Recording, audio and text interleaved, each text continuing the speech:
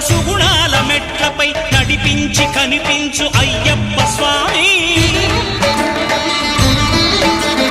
మకర సంక్రాంతి సజ్జోతివై అరుదెంచి మహిమలను చూపించు మణికంఠ స్వామి.